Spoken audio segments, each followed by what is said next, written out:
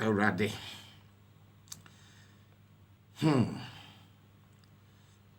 Mentias you. Mentias ya kura, mentias asembi hama dwene. Asembi hame. Sa abrante te samiti hui. Abrante te samiti hui. Samiti na nyew. Sa ya meshabirew. Sa ya menkrabiyew. Mentimi hunu na mentias ya. Boys ya me no musi su nyina nkrofo bi wa kura mpo amukro mo nya fine boys Emranti ya me no musi su nyina tipenfo nyina no obi just obi wa kura wonye guys eba ahofa obi wo ho achese na ho ofe kura ntome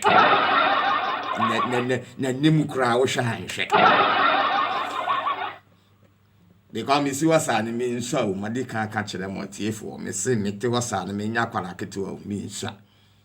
me twamu 40 years na me te ho mate hwe manimu yi me twamu 40 years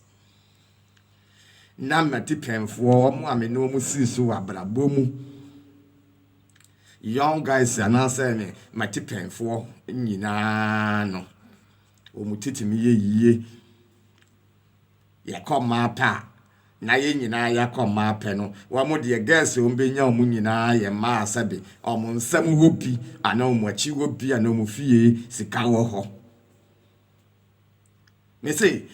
emrant ye mamu wa na say wo mo ye me age group 40s 35 40 35 no me age group fo a me no mu nyina sei so ye koma pa Omudi ebribi omutimi nya ma sebe omu wosika ma they have cash ma omu wosika o ma no mu kra na eden ehwe sa me nanfofo yi ebi toka ma me nanfofo yi ebi sifie ma me nanfofo yi ebi de me nanfofo yi tu kwan ye shopping ma me nanfofo yi ebi de me nanfofo yi kodidi kese ma no na bo me nanfofo yi ho ka ana pa mi ura ho me ma dwena asem we hu menti ase me ura ho pa na me say eye den na me nso me nko ade sa ma papa sa ne bi nso me so ade na me nko ade ma papa sa ne bi nso me so eye meti na anya na ye me hyebra na me nkra bia na say yabo me dua is it a curse duabone ya bomi ana say ya no me no bi adome me ye curse ana oh we dey say ya curse bi ni say obi no me bi na ana say ya curse me a maybe ni na was say me copy your friend saying akwa we dey saying me chin copy obi nim sticker bi dey bomi mo maso yes I need obi nim number abusia mo amowo obi nim number no fan say ni me wate na me copy obi nim sticker nkope obi nim sticker ni bi na say me de betale machi osum da tale me mama so na we dey ano dine na me nkoa de je say e ma e ba makwan mu nyina ye e ma ye from say abonkele abonkele nguto she say ni wo mo ho wa wie bia ni wo mo ho ko mu ni kapre e ma je say ehia wo mo nkoa ne ba makwan na me anso meti hwe kwa me ahe me wo sika san ahe na me wo na me fa wa manya bia ma sa ma nyina ba me nchen a o mutiri nyi ye meka amompa boa o mata ade o purse o pant everything o ma didi sika o mo dien o mo dan o mo han bibi o mo pe nyina no gu me so na ekume ya dwendwene ya tete uja we nyu kofa we ya the same thing adena me de ma papa na say ma no mo sika no ebi nso me so ya bo me dua na say akese me anopa me hia obi nim number na me friend no na me say say angel me nkra bia na say ye dua bo na say obetimi aboa me sticker na ka manya obi nim sticker da tale me mama so osimachi because me ntia say Sadi kosoa Ghana una me to kwan Africa na se ebi anaga na skafo ma no ehunu me yi enti me baburo ni kurom abedu buro ni kurom so aha so kra de ene bobo me tese kan ka me mfantana ga na kra mpo na ha kra de tese me ba ma pam ni de anya tese bobo wo mo kra de hia mo kra chan ga na fo ma meanwhile kurom ha ye ba yi me na fofo am na omo ha yi ma wo manya omo nyina ebi kra de ye mere wa omo num nyina tutu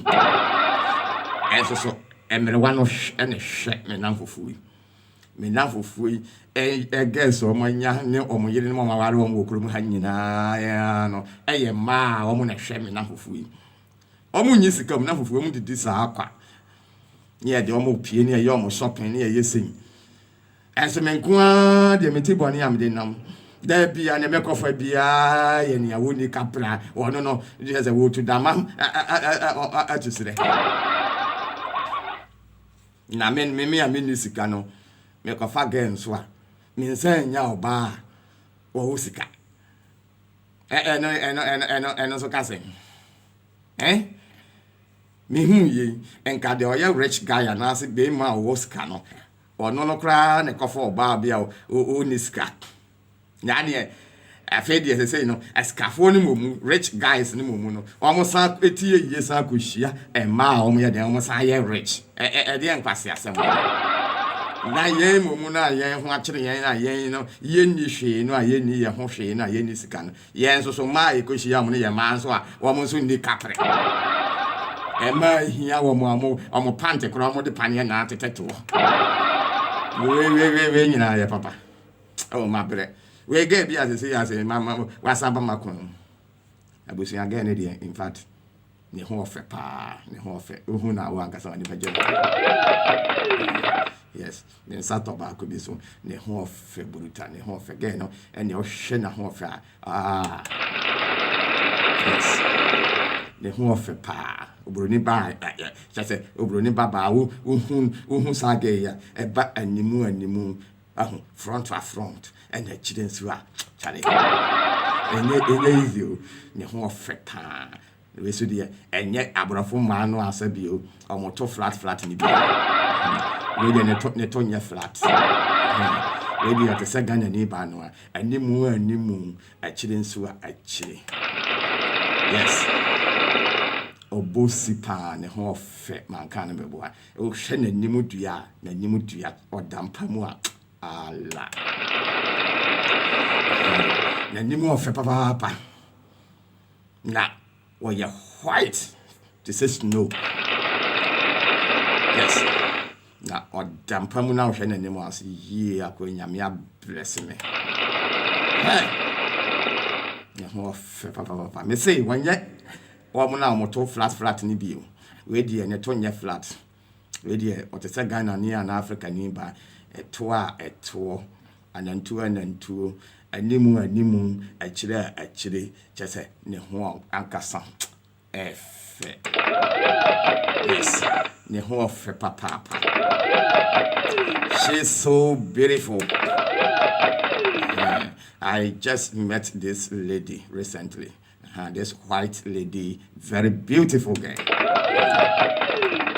But as someone me go so amene o kana, I rehearse am so say no so woni kapre. O hia na me ka ho asamo am say me dwane afiri mu no, masa akoto o hia no. Obeda ya o kono je se me mane no refe wa hwe. Me mane no refe masa mane sika o de be koto aduani andi. This and sister na there wonya dwuma so da bi o me ni hwe ameye maba mukura mpabu edi asem kura ni enti jaza media metinye yiye awo bibia mu da bia ma ba makon mu no we na mekan we say no kan ho ofe pa o we say kan ho ofe pa but oba ne ho fefe fa me kan ho asema me praise no broni ba ne ho fefe we de ne to nye flat ne to no agina ho kama te say yenya before my Ghana na Africa ni ba ne to na nantu na nimu na chire enso so wo ni sika kapre wo hia ni buburu What is saying, you could move the anamity who am my journey free honor, and hands me by ya, the same thing. Oh, I think. Oh, Mentias you. Me nam fufu nyina me no musisi omunya ma no mu hwewom e ma ne nsem wo bi na de na me de me nkoa de ma e ba makwa mu nyina ye ma asa bio chese wo mu nyina hia mo sa na me hia me oba nso ba makwa mu oba hia ne ba makwa de asem kra ni e ka be fi e de anso no me hia me sa e ka be fi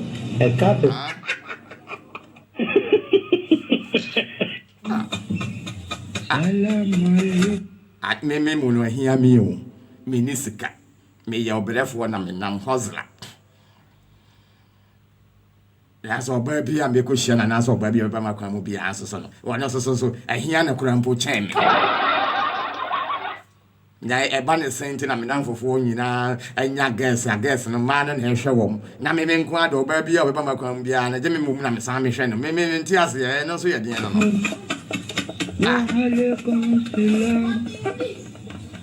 ana pa mani abere o me wura ko pa e dia no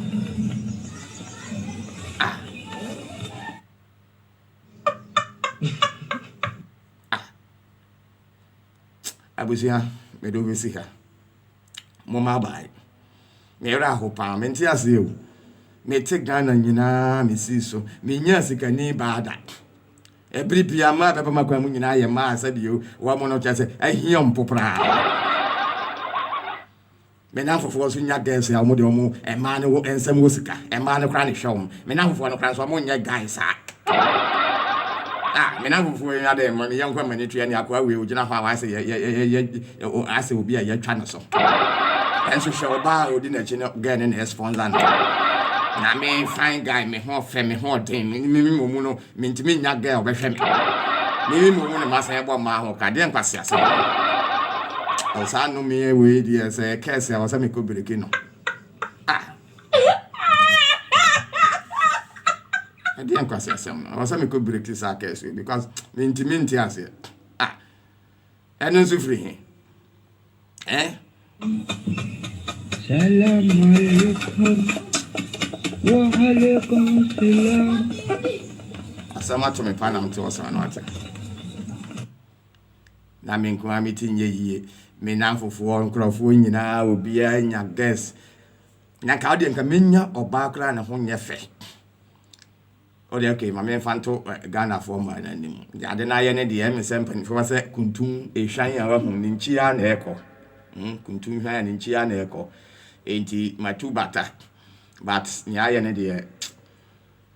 ne be ya na ye no enti mesre Ghana for ma no se obi hwe me ana se wo yonko bi ono no ne nsam wuska a obetimi aboa me abrabom anya hwe no ono so be dem be pia ye shopping ama me na wa ma me sika to mbotom adidi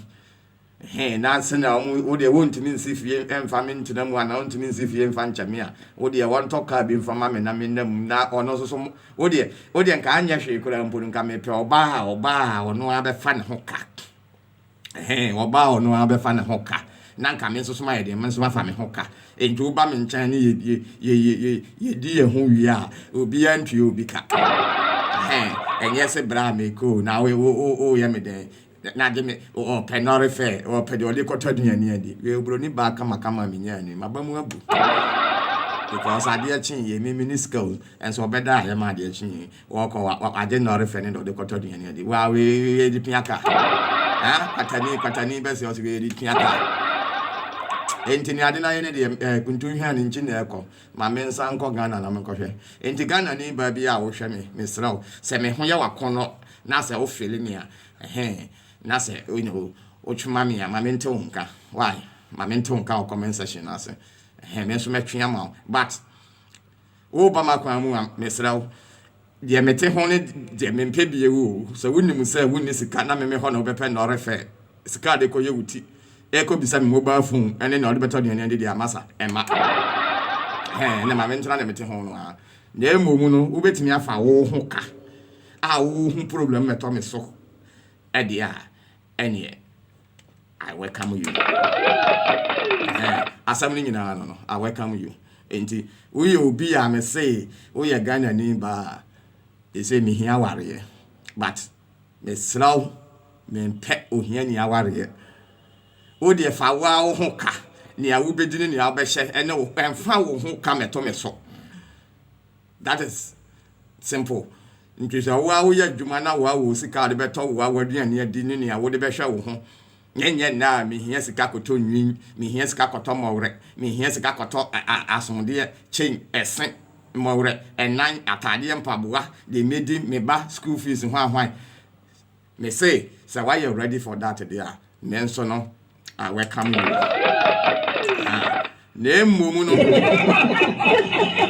Nemu no tie me yie say wo nso wo ba be ka kire me say wo dan kaso wo rent aso wo fie wure tu ena wo hia sika akoto empaboa atade ena me hia your friend is saying sika me maame kra da hospital wo yare ena me phone kra no enranko ano abofo mo screen na pai enti me hia sika sankwase asem no de enfa bi ma me ha.